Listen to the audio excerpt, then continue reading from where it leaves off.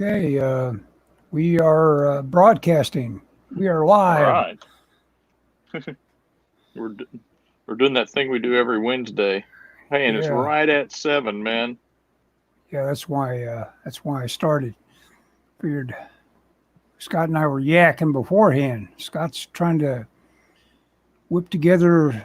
Well, he's trying to stay busy too. I guess you're just about done with your Well, regular project, well, aren't you? that's the yeah. This is the thing is I should be working on my comic, but I'm got page 12 penciled of 22 pages. I don't know when it's going to be published. Not immediately. So I feel like I can do something else. And I had the opportunity because of a sorry, I'm posting this on Facebook because I'm a member of the Comics Experience, which is a school that you can be a member of, and I think it costs it's $30 a month, I think, and if you pay by the year, you pay a little bit less. Uh, anyway, but So through it's kind of like them, being a Patreon kind of thing, huh? it's kind of, and there's a forum, and you can post art and stuff. And I've really considered quitting it because they don't. Mostly it's geared towards writers, and so to alleviate that, what they're doing is they are holding kind of a portfolio review, and they sent out a script, and it's a script that I've actually laid out a couple of times. I've never drawn the entire script, but it's a Spider Girl or Spider Gwen script, Gwen. Yeah. and and since I was already familiar with the script, I thought I would take a crack at it. Now, I've got one page almost done. I started last night. I did a page. That page I showed you, Ellis, I probably got about 3 hours in it, which is kind of my goal. I've always, I mean, I've made no secret about the fact on the show and with you, Ellis, that I'm a big fan of John Byrne, Right. and so um, he does a page in 3 or 4 hours. And if you listen to him and watch what he does and look at his stuff, you can kind of see what he does. And he doesn't do thumbnails. He looks at it and he figures out what he's going to draw, and he just uses I don't know. He doesn't do a lot of frilly stuff. And so I feel like it's a it's a it's a method that you could emulate. And he's as I'm messing with my TV. Whoops, sorry. What happened? Oh, I had my TV was on, so it was a little bit of a lag. But he doesn't listen to the radio. He doesn't do anything. He just sits down and works, and he thinks about what he's going to draw before he draws it. He doesn't do a lot of elaborate thumbnails and blow them up or anything like that. But he just he just does it. And so it's like, well, to me, what he's doing is the ideal way to work. And so if you could do it, that's what you should be doing, I guess. It's a way that because in my mind I had this idea that if I ever had the opportunity to draw a comic, I would want to do it and not necessarily want to quit my day job at least immediately. And so I would have to work fast. And so part of the challenge is by the way, did I mention this is due Friday at the end of the day? And Oh, I just really? started yesterday. Yeah, so that's one thing. I kind of blew it off, and then I got to think about it, and I'm off work tomorrow and Friday, so I can work on it. You and I had talked about. I told you I was thinking about going downtown. I pretty much decided it's going to be way too hot. It was hot Oh, yeah. today, and the library hadn't opened. I thought the library was supposed to be open, but it doesn't open until Monday. So I'm like, I don't think I want to go downtown. Um, so I'm hoping by the end of the day tomorrow, I'll have this all done. And I mean, there are people who've been working on it for a week or two. I think this thing went up like a week or two. Um, so I'm kind of behind on that, but whatever, you know. But the deal is like several people will get their work. They'll get a live stream where they critique their submission, and so I'm hoping to make that cut. Because that's what I want. But they said that they're going to look at all of them and they'll give notes on all of them. So at the very least, I'll get a little bit of feedback. I'm kind of curious. I haven't done a sample in years because I've been working on my comic, and so I've always kind of felt like I don't need to do anything. And people have told me, and I've said I'm not drawing any more samples because I've drawn so many over the years. And so I'm breaking my. I'm doing what I said I would. I said I would never do any more samples, or well, there's a couple things I said I would never do any more of in terms of like drawing comics. No more. I'm not doing any more anthologies. I've said that. But well, I mean, it's it keeps your hand in it. You've got something that if it was a good sample, it'd be definitely reusable. Well, that's the thing is having another purpose. Because I haven't done a sample in so long. It's not a. I don't think it's a bad idea to have one. I just think it's one of those deals that you do it and you can't really do anything with it. It's because it's this is the Spider-Gwen character, and so if they don't like it, then I've wasted my time. But because I'm doing this fast, I am only wasting a little bit of my time, which is good. But I want to draw something that I'm not planning on inking too. Oh yeah. You'd want to have that role definite for yourself to be the penciler, the inker. The inker, of course, has to do about twice as many pages a day, but he solve all that stuff. He just comes along and says, "Oh, that looks pretty good." And it's better to have an inker that is also an artist that comes across some sort of totally mysterious looking jumble. He says, I know what he was thinking here. I'll just go ahead and look at some of Neil Adams' pencils, and I mean, the guy I was surprised about that wasn't. He's on some of the greatest artwork ever produced. He was the guy inking Kirby on most of Thor, but then you look at what Kirby gave him for pencils, and what the guy ended up, how he inked it, and you realize, my God, this guy was running this fantastic artwork. Carmen Infantine. Oh, no. It's who was that? The inker that everybody complained about. Vince Coletta. Is that it? Vince Coletta. Yep, Vince Coletta. Well, it's really kind of amazing. I did see a couple of pages of the pencils. It must have been an old Comics Journal article or something. Jack Kirby Collector did a bunch of comparisons of it just to show that what was it. What Vince Coletta. Yeah. And the library has carried some of the later issues of the Jack Kirby Collector, some of the bigger ones. So that may be where you saw some of that. Maybe. So I'm using my drafting machine to put in perspective grid. Did you buy that after you saw that Byrne uses one? This was given to me. And somebody asked me, "Do you want that?" I'm like, "Oh yeah, I want that." So what this does, and I don't know if anybody's watching or not. We have 2 people watching.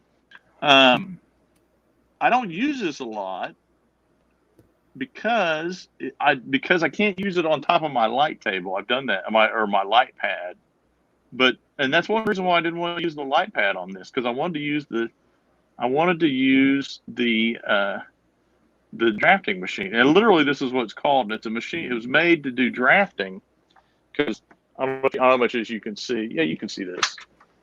So like this pivots right here, and you can move it up and down, and it's on this arm, and it rotates. And so like what I just did here, I don't know if you can see it because I'm drawing with a light pencil, but I did one plane of the perspective grid. And so I'll come along here now and I'll do, and it's not magic. So you have to kind of know where you're going. And I'm kind of bad about, I'll draw the grid out and then I'll go, oh crap, I did it the wrong direction. But you can kind of see it keeps it on the pivot. So you lock this down and then you can come up here and then it does the. It's nice without having a really nice wide apart vanishing points without having to. Yeah, you don't have to use a big ruler. Yeah, you're just moving right along there and making your marks. Yep. So at the pivot. Now, one thing is the pivot is not quite to the point, and John Byrne has talked about this, and what he said is it kind of gives a little bit of a fisheye look to it. Mm-hmm. It's not quite a true perspective. Oops, that's backwards. See, like that, you have to kind of know.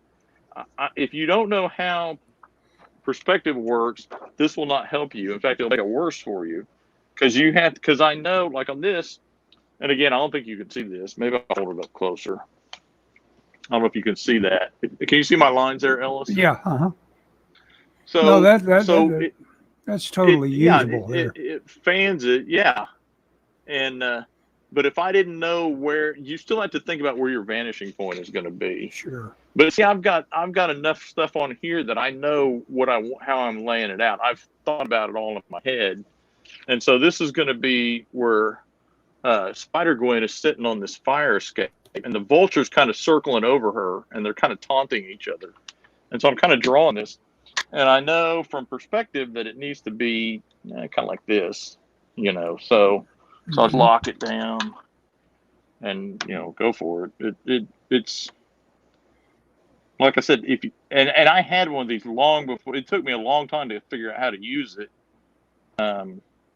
If you are interested in perspective, I have a book. Let's see if I can find that book. There's a book called Perspective for Comic Book Artists, I think, or something like that. Well, I don't see it. It should be over here, but it's been anyway. It is the best book I've found on drawing perspective for comics. I don't see it. Oh, here we go. I see it. Let's have a look. So it's this book. Oh, I've got that book. You got this book? This is a great book. It goes in way more detail than you need, but what really broke this book open for me is back here in the end, it has perspective grids, and mine is kind of bent back there because I've scanned all these, and the problem with these is there's a million lines, so it's kind of confusing.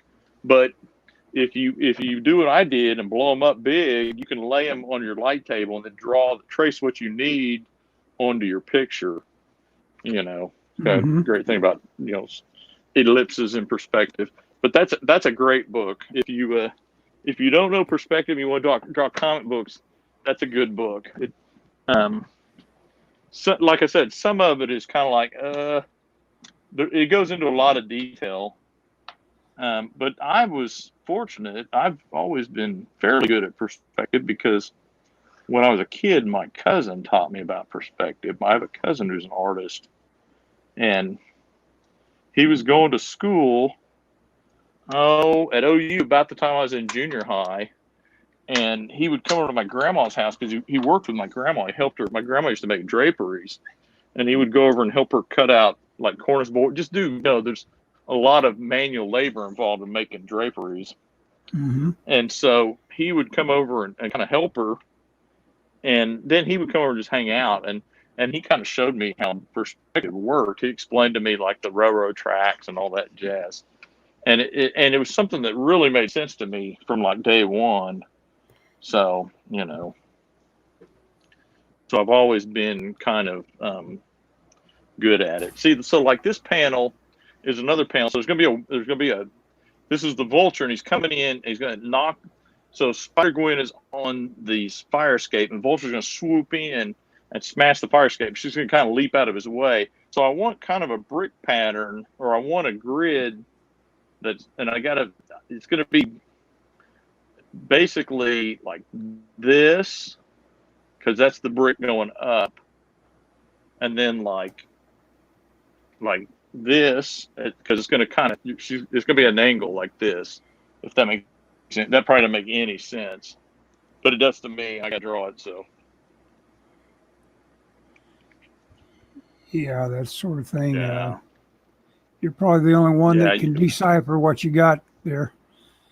Oh, absolutely. But that's the way all art is. It's like David Bowie said, all art is the same. And what he meant was that all art starts out as an indecipherable mess that you go into, chop away at it and keep at it. And eventually it takes on the form that, it's meant to take on.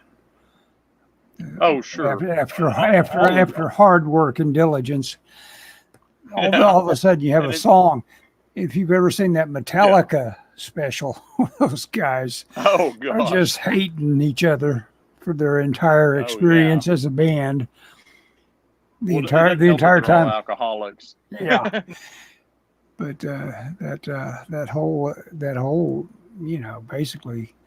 Hell, they went through. They go to a psychiatrist. Yeah. They went through all sorts of measures to stay together as a band so they could get this dang album out. What was that called, anyway? Some Kind of Monster. Some Kind of Monster. Okay. I'll tell you though. Here's what I'm learning. A lot of art is about having a lot of making art or making stuff. Let me put it that way. Is about having confidence, and you have to.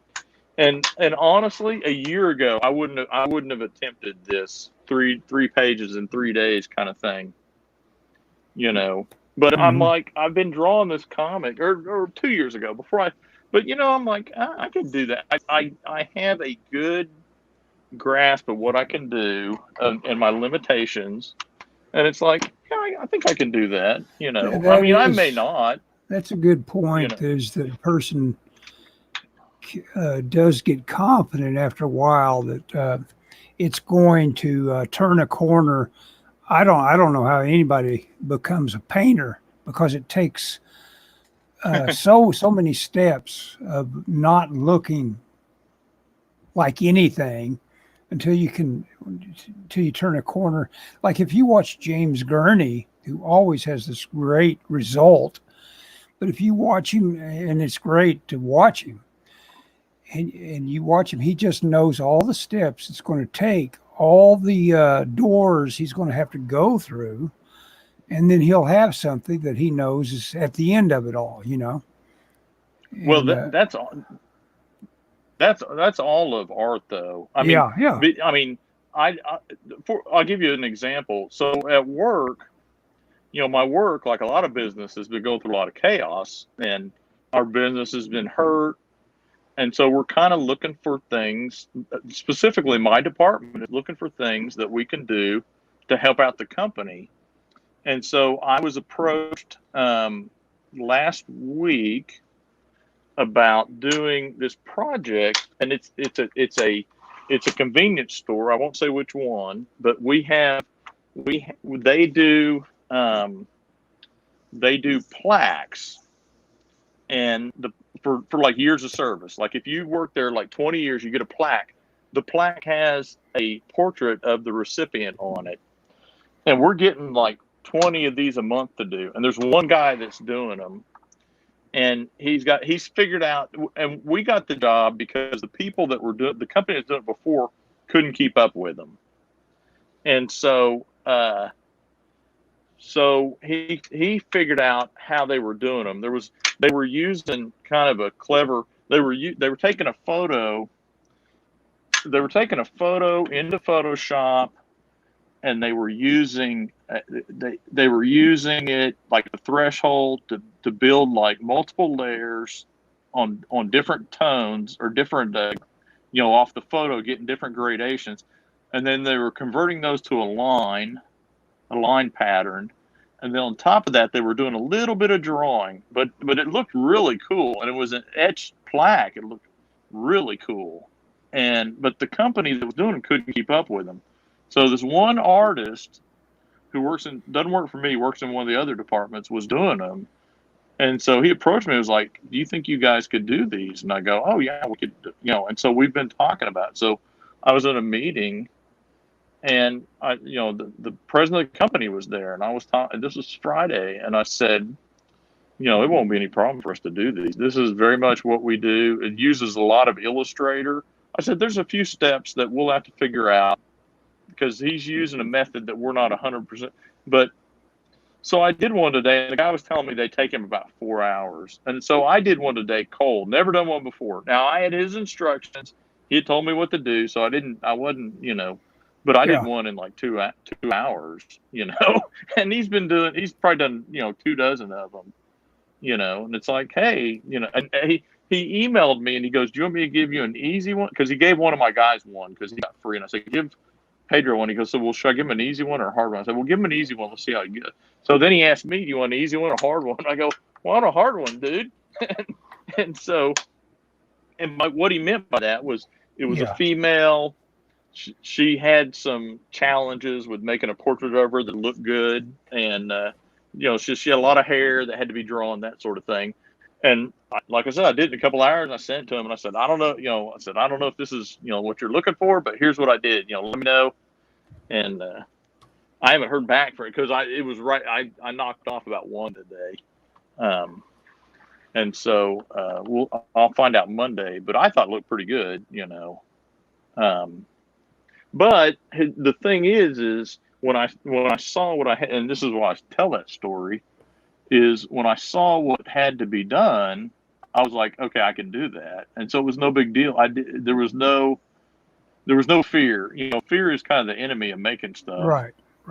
Because you just go, I can't do this. If you dread sitting down to do it, getting started on stuff like that can be your biggest problem.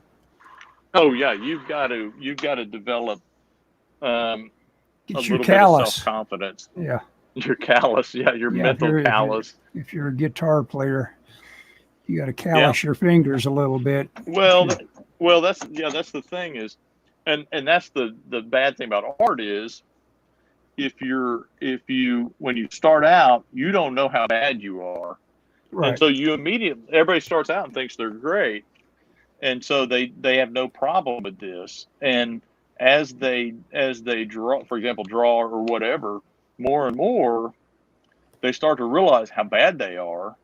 And right. So you will learn what you need to do before you're able to do it. Or that's been my experience. And so there's this kind of arc that you're on where you're like, I can't draw anything, but you're light years of where you were, 2 months ago. I go through them all the time where it's like, oh man, my drawing nothing's working for me. And then, but it's like, well, I'm figuring out, what I need to do, Anyway, this is the vulture. I'm going to draw big bushy eyebrows. I need to grab some reference. There you go. But that's another top secret of all. Cheat, use reference. Making things easy. Sure, make it as easy as you can make it. Absolutely. I have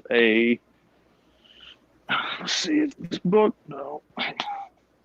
Sorry, I'm wandering around my studio. I was just looking at it. Well, rats. Now I can't put my hand on it. I had hang on just a second, Ellis. It may have.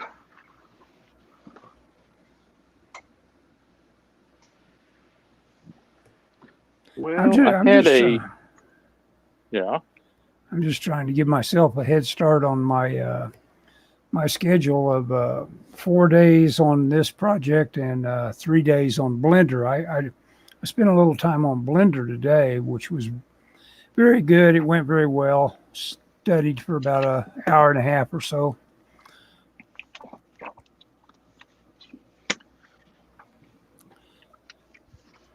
Okay.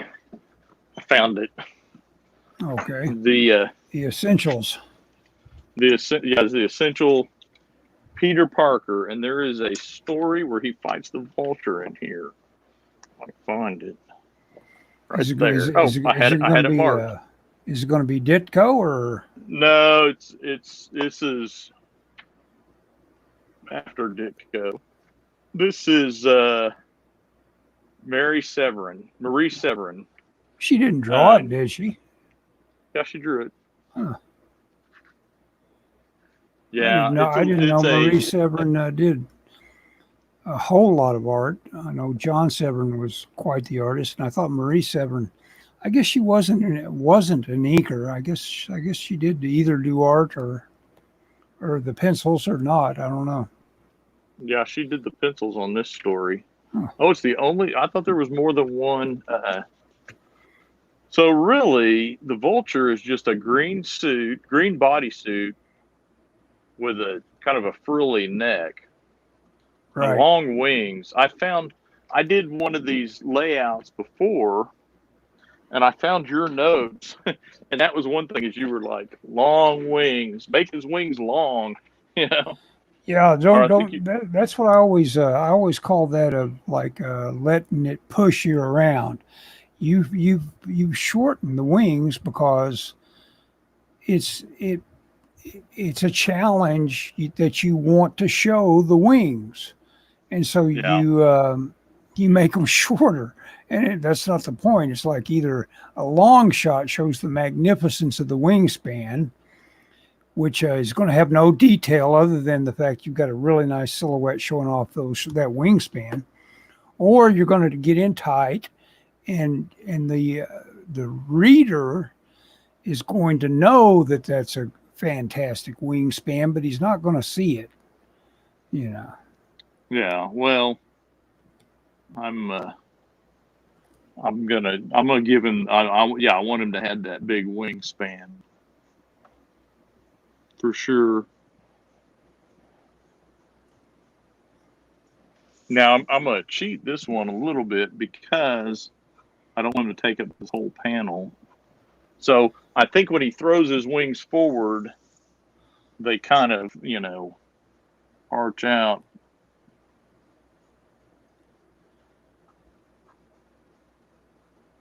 But I need to show, Spider Gwen here on the fire escape.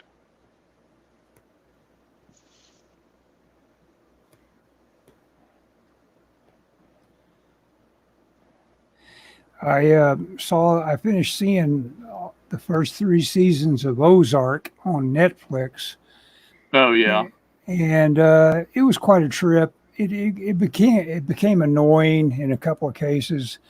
It did get kind of dumb and contrived and stuff like that in a couple of places, but just the, I just uh, looked around right as I was finishing it for information about whether or not that was it, and they are planning a final season four, which I guess it wasn't. It wasn't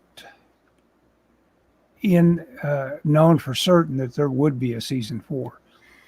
So just as I'm looking, announcements come out that they're going to make a season four, which will be cool because the way it did end, yeah, you could say, okay, I can make up my own ending, how these people all end up, because it was a cool ending, and it could have been considered an ending.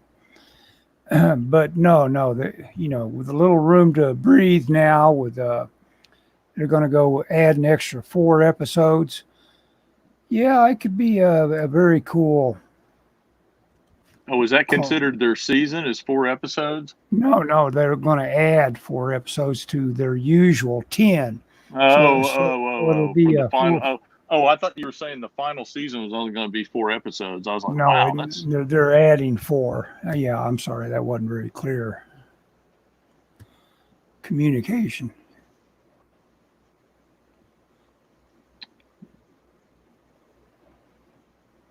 But yeah. anyway, Is that on Netflix? Yeah, Netflix.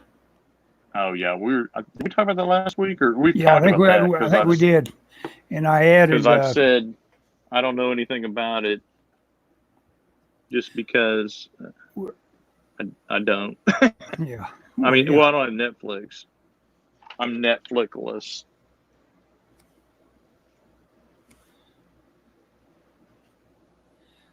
But Yeah. sorry about that. I was looking at the chat. There's nothing on there, I don't think. No, there wasn't. I don't know. There's people watching though. So what'd you do? Did you go walk today? I did. It was nice and hot. I mowed the lawn yesterday, but I got started, I guess, early enough. It wasn't particularly killer. Oh, It was good. today was significantly hotter than yesterday though. They were saying Yeah. that today it was like the hot day. Tomorrow it might rain. Oh, really? That's what they're saying. I'm having a little trouble. This guy's busted through some glass, and I've got him. I'm trying to decide where to cut his clothing at and where to leave him in shreds. And he's all hysterical. So I'm trying to put that over. Is that you, Rang? Yeah. You know the thing. I've been looking at those. You gave me a comment on Tumblr. Saw that. Did I? Okay. Mm-hmm.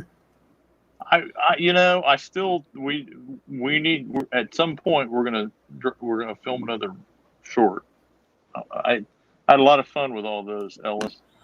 Well, yeah. What I'm going to do the next time I try to write a script is write something so simple and so we can't screw cheap. it up. Yeah, exactly. I mean, it's just something that. But the trick is to make something interesting, but at the same time, just super low budget. Yeah. Well, I always had fun. I was hoping that we could go downtown tomorrow, but with supposed to be hot and the library's stuff is still closed. The library doesn't open until Monday. So. Yeah, I'm still picking up at the curb on the library stuff. So. Yeah, well, Monday they'll reopen. So if you want to go in, you can go in after Monday. Oh, okay. I wish they would. Yeah. Well, I may wait on my pickup. I've got, I'll call in. I've got the, it was really annoying. I got the, those playaways, those little, oh, yeah, about the size of a cigarette pack or even smaller. Yeah, a little bit smaller. Size of a beeper, if anybody remembers beepers. Yeah, size of a beeper. And and you put your own battery in it, your own headphones, and it's got a little somewhere in there. There's a chip with a book on it. Yep, and, they're great. Yeah, they're fun. And so I got Something Wicked This Way Comes. Oh, cool. And I'm going to listen to that. And also at the library just arrived Something Wicked This Way Comes on DVD, so I'll pick it up. Oh, okay. So I'm on that jag. It's really, mention Ozark.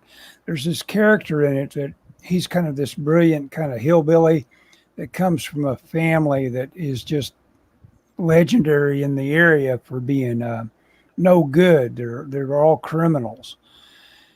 The Langmores, and okay. But he's the brilliant one and the bookish one, and you can tell the writers are really getting into his character. He's always got a book or mentioning what he's reading, but he does it in a sideways way to where he never actually attributes what he's. No. He attributes. So you never know what exactly. Well, you do if you know the writer he's talking about, but he never, for instance, says Bradbury, but he says, "Oh, this is about when," because his cousin knows exactly what he digs, and he says, "Oh, this is when he was being driven crazy trying to do a screenplay in 3 days, adapting what was the name of the damn Something wicked this way. No, No, something else. no, the book about the whale. Damn, Oh, Moby Moby Dick. I couldn't think of Moby Dick. And so anyway, yeah, he never mentions Bradbury, but if you know, but you know it's Bradbury you because know of it's that, Bradbury. Yeah, yeah, you know right? Because they just about drove him crazy with the workload they put on him. how long did he have to adapt Moby Dick? Oh, it was a quick, intense period, and Wow. it just about drove him crazy. It showed him that you can have. I'm sure that this is the truth of all Hollywood firsthand experiences. Is that I'm living my dream, and then you realize this is a nightmare. It's a nightmare. Get me Yeah. out of here. I think there are comic book people that have done that. Oh yeah, sure. Oh no. Comic books are extremely labor intensive. You realize what you got yourself into pretty quick after you've done about one panel, and you say, "I only have to do this 500 more times." Okay. Yeah, there's only 500 more panels in this. Yeah. Mm-hmm. Oh, more than no, maybe not 500, but yeah. And also page. this. Let's see, what else did he bring up that had Bradbury in it? Without mentioning him, you realize, okay, yeah, I know which Brad. Oh yeah, it was Martian Chronicles. He all of a sudden gave a quick little synopsis of how screwed up it was, the situation they were finding themselves in. And you realize he's talking about Martian Chronicles.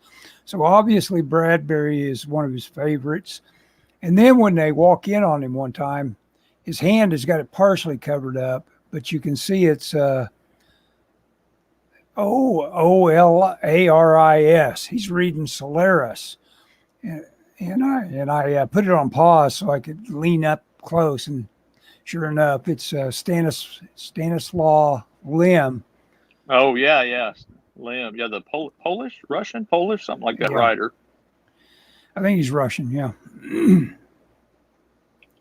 But anyway, Man, I like my figure, but it's too high in the panel. well, yeah.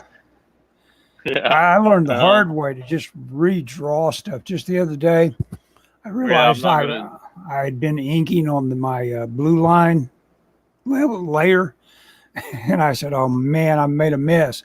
And I tried to clean it up. Took me 5 times as long to clean that up as it would have to just say, "I messed up. I got to draw it over again."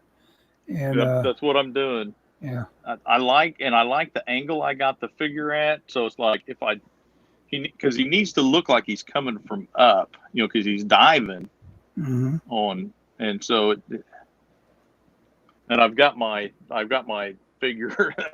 I was using kind of a cheap.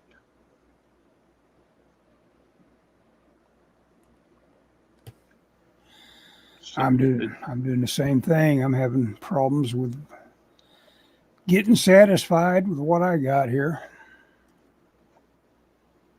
This is good though. This is one of the basics of getting things done.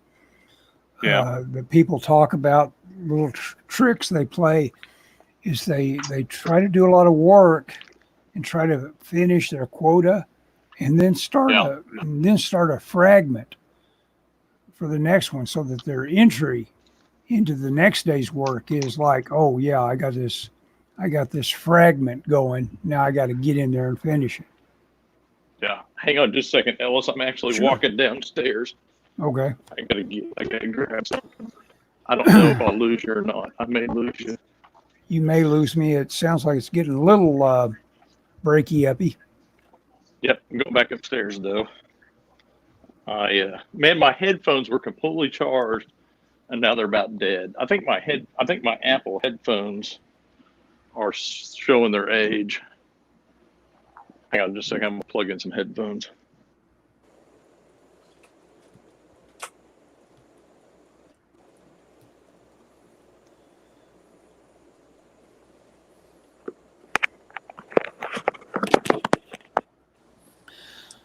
Okay, can you hear me? Oh, I can. Okay, good deal. Yeah, my Apple headphones. Like I said, I think they're showing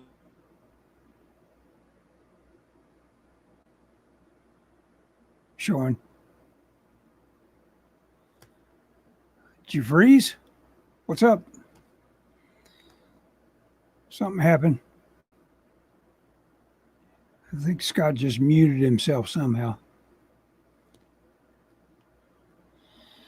Technical glitches. I guess I'll just talk. Okay. Okay. Am I good? Yeah, I can hear you now. I could hear you. I think I hit a button when I plugged my phone in. Anyway, I was saying my Apple headphones don't hold a charge like they used to, which is a drag because they ain't cheap. No, But nothing Apple does is cheap. hey, FlyFox Pro says hola. Hola to you. I think it's Ola. Ola. Yeah, but they're great though. Is the problem, you know? Yeah, they're usually made pretty well. But yeah, Hola. They work great for me because I listen to stuff at work, and I use my iPad Mini and so I don't use my phone, and my iPad Mini has a better Wi-Fi range, so I have my iPad Mini is at work.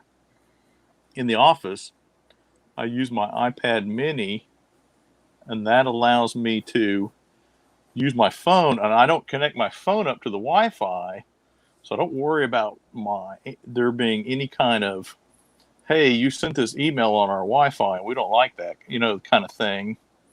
And I don't use my iPad Mini for emails at work. I just use it to listen to music or the radio, and it gets a better Wi-Fi signal than my phone. So I just never connect my phone up to my work Wi-Fi, which is probably a good idea. My work has a policy about what that you got to adhere to, and that way I don't run afoul of that accidentally. Scott, do you ink or just do pencils? Sorry, I'm not watching the thing. That's all right. I ink. I've been inking. I prefer doing pencils, just pencils, because when I ink, I feel like I can't reach those. When I ink, I feel like I do both. On Heaven's Rejects, I'm doing both. I don't post my inks online because the writer has requested that I don't. So I just post pencils. But I prefer. I would love to be in a situation, and honestly, in some ways, it's the only thing I can see that's an advantage to working for a big company doing comics is that they would help you get an inker. You'd get a professional inker, but I'd like to just pencil because I can pencil pretty quick. The inking portion takes me a little bit longer. I've done this right now in what have been talking 45 minutes. Yeah, 45 minutes. You're right, 43. Yeah, I'm so. But I do both because at the level that I'm at, you have to do both. I don't have the luxury of hiring an I mean, I could if I wanted to, but the problem is any inkers that I hire, I've worked with other inkers, and they've generally, pardon my French, screwed me.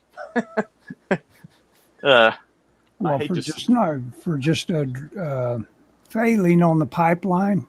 Yeah, I've talked before about the book where the colorist went in and re-inked some of my stuff. Oh man, yeah. Yeah, and that really that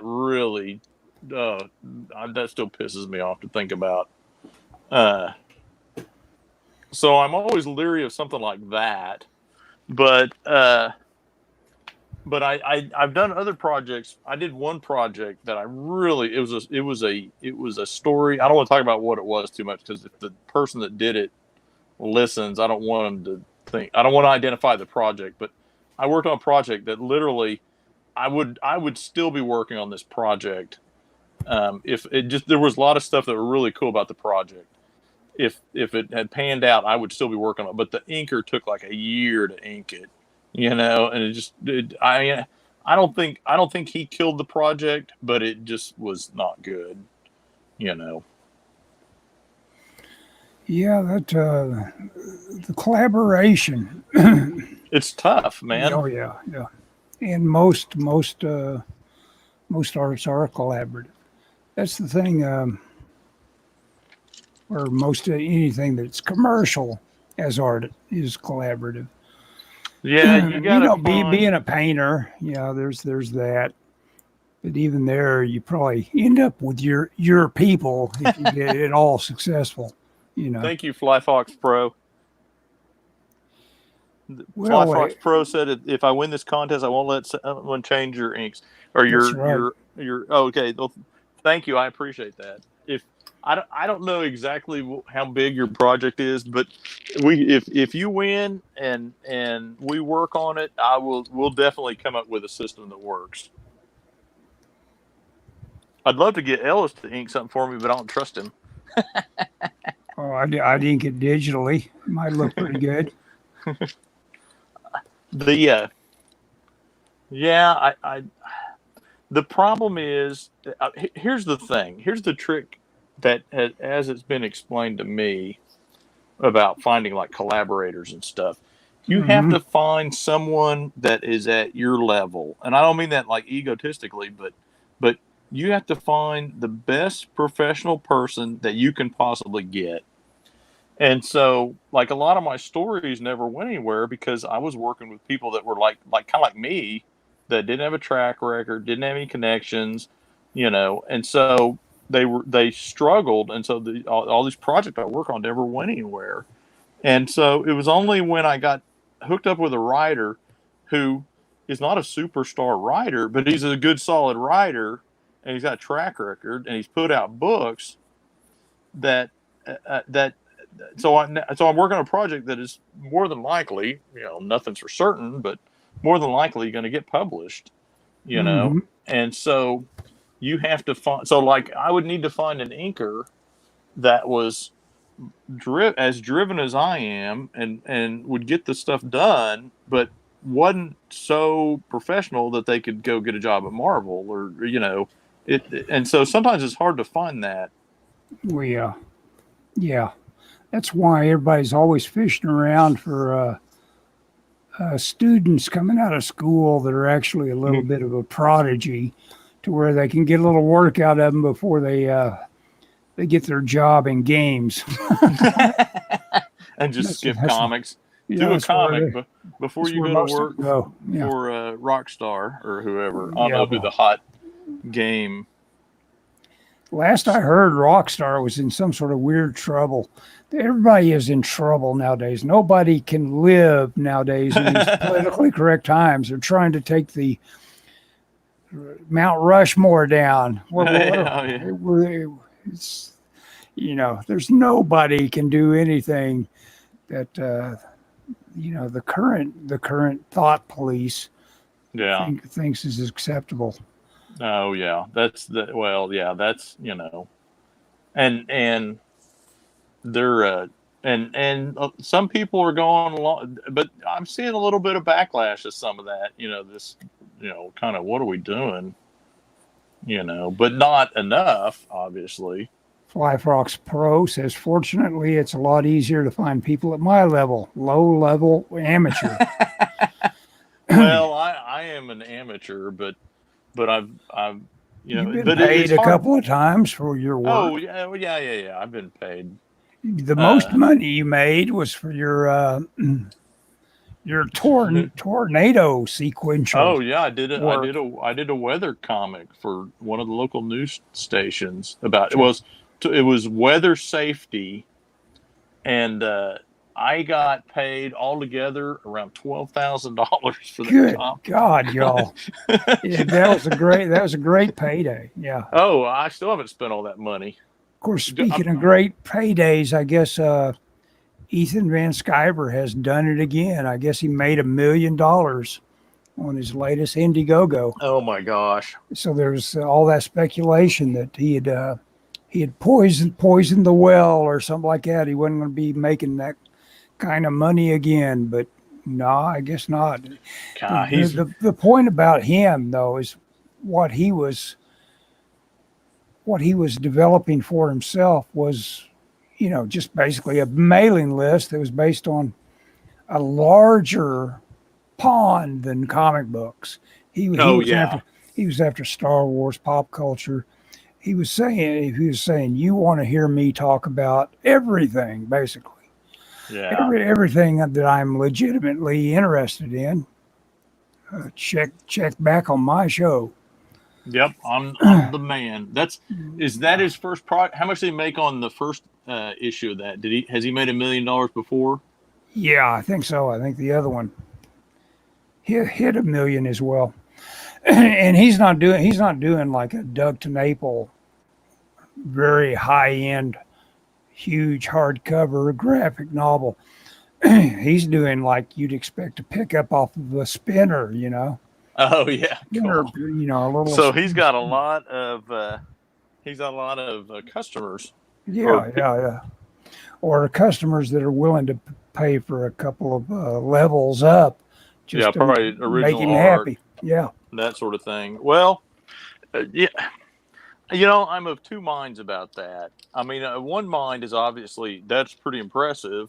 yeah. That's probably better than most. Well, it's Better. I mean, I don't know what his costs are, but he's got to be making more off of that than any book that Marvel or DC are putting out. Oh yeah. But then I go, how sustainable is it? Well, does it matter? You get a couple. No, it really doesn't. You get a couple of $1 million paydays. Oh and that's pretty amazing. Oh yeah, that's well, he's doing what all these guys that are on on some of these indie books that are trying to get that payday. They want the movie money. Right. They would love to get a movie with that kind of a thing on it, that kind of a payday, but he did it with a comic book. That would absolutely surprise me if there was any sort of traction you could get with his character. I don't get it myself. Oh yeah, it's kind of it doesn't appeal to me, but man, his art I like his art. I mean, well, yeah, it's a high level rendering competence that is pretty hard to find. I mean, he's up there with a in terms of like your stair steps of people that really.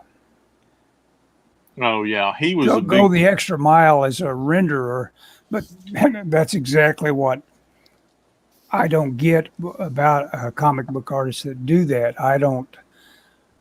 To me, it gets in the way almost of it being way too showy for what it is, which is a storytelling medium. So when you get deep in the weeds on being being some renderer that thinks he's doing Gustav Doré. It's not a woodcut. Kind of woodcut, or etching. Engraving, yeah. Fly Fox Pro said it's nowhere near the quality of Doug's. He bought the first one. Yeah, he bought the first one. I won't be back in the second. The second one, but like I say, these are just comic books. Doug is trying. Oh, that thing you showed me at Doug's was phenomenal. No, it was just this big old hardcover like you'd expect. What's like all that not really nice stuff that. Who are they? Dark Horse. Dark Horse would put out a nice quality product like that. Oh yeah. Fly Fox Pro says, I agree, Ellis. More is not better. Look at Kubert, who I love, and Eisner, and I love him too. Eisner, of course, he was even more practical. He said, I know, because I know the kind of people that artists are. I know that there's a lot of artists out there, and I could be hiring them, and they could be doing my work for me. I could do thumbnails and Oh, he had so many great artists working for him. There was one guy that just had he worked on the artist I'm thinking of. Worked on a lot on Plastic Man. I think he was everybody's favorite Plastic Man artist. Oh yeah. But he had just this incredible amount of gesture. You know, the spine and the breathing room he had between the hips and the shoulders was several more joints than a human being actually had. It was Plastic Man. But it even worked with the spirit. Oh yeah. I'm trying to think who that was. I need to look that up. I'll tell you, the guy that you always, if you ever listen to anything that, or where Stan Lee is talking about artists, you know, you would think Stan Lee, Jack Kirby, but he always says a guy named Joe Manili, who was killed at a real young age, but Stan Lee has said that was his favorite artist. And if you ever look at, and he did like Western comics, I think, but man, if you look at him, they're really nice. I guess who I'm thinking of is Jack Cole, but I'm not sure that's exactly the guy I'm thinking of. I'm thinking of another guy.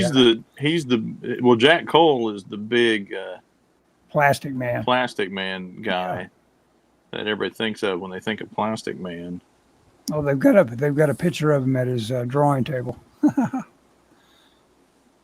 Those are always good. I always like to see how people got their desks set up and stuff like that. Oh yeah. That's the other thing. With no light table on my desk, I've got it at a pretty severe angle. I can't adjust the height, or the height is, I can a little bit, but it's about as high as it goes. But this is super comfortable to work at, which is good because I jacked up my back the other day.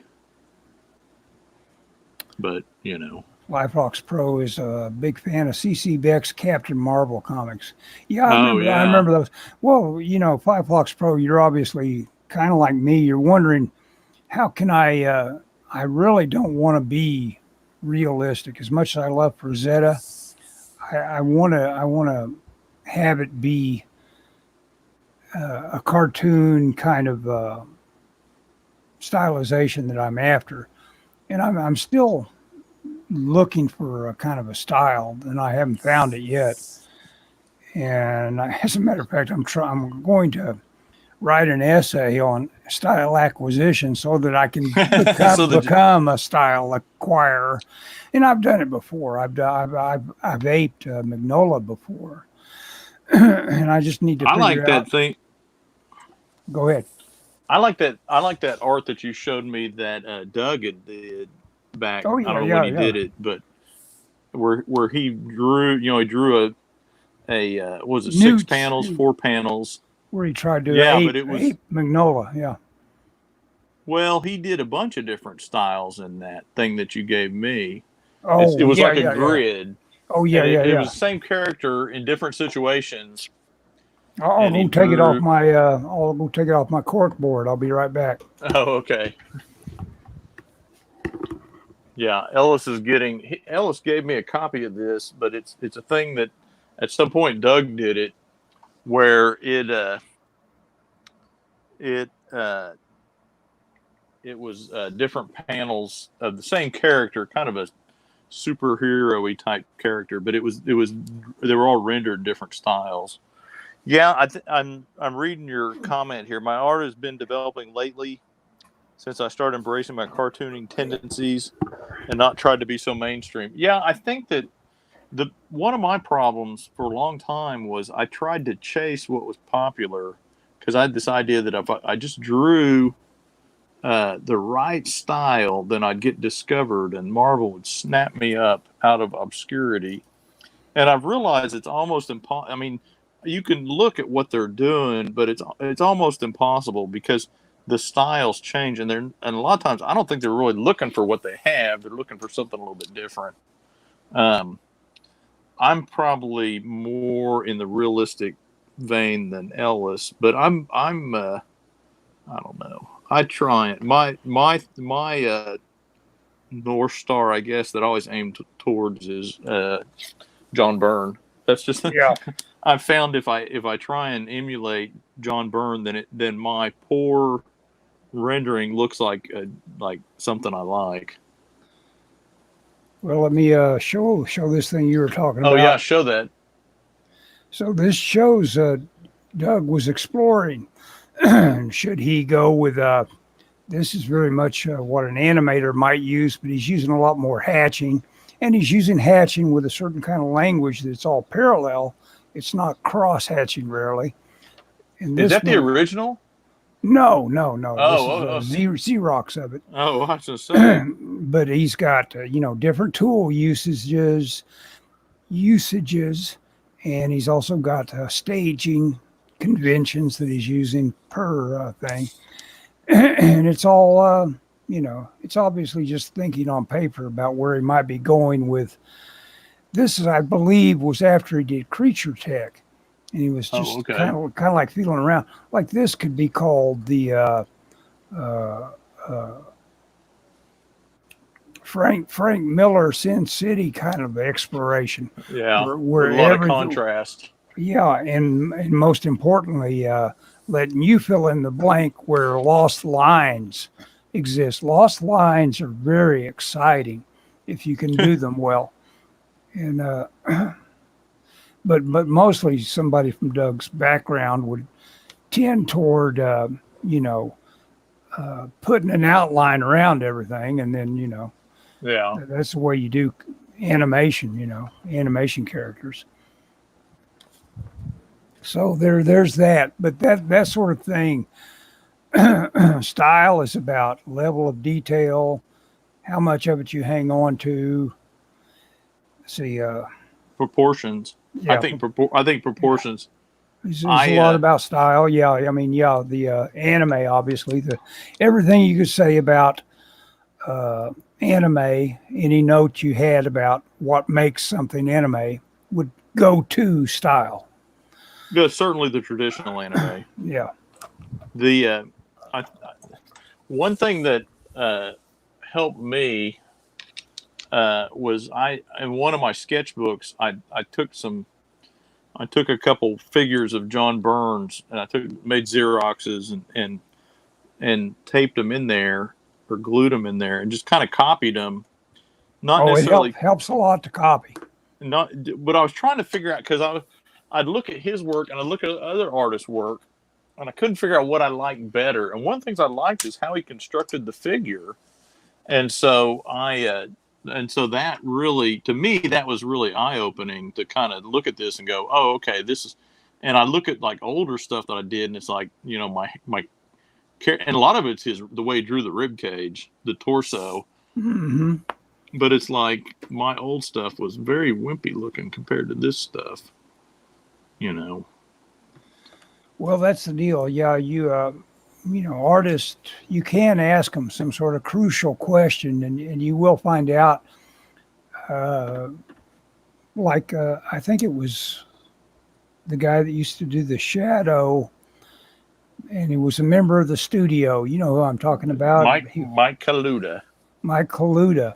And he talks about how he was using Bridgman, but he never started with the head.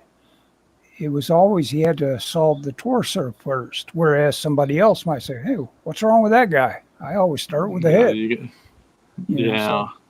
Well, and that's one nice thing about the internet. And again, to go back to John Byrne, John Byrne is on the internet. He's on a forum. I can ask him any question I want. In fact, I asked him he's doing these reimagined stories of X-Men. It's what if Jean Grey hadn't died? And it's basically fan fiction that he's doing. Mm-hmm.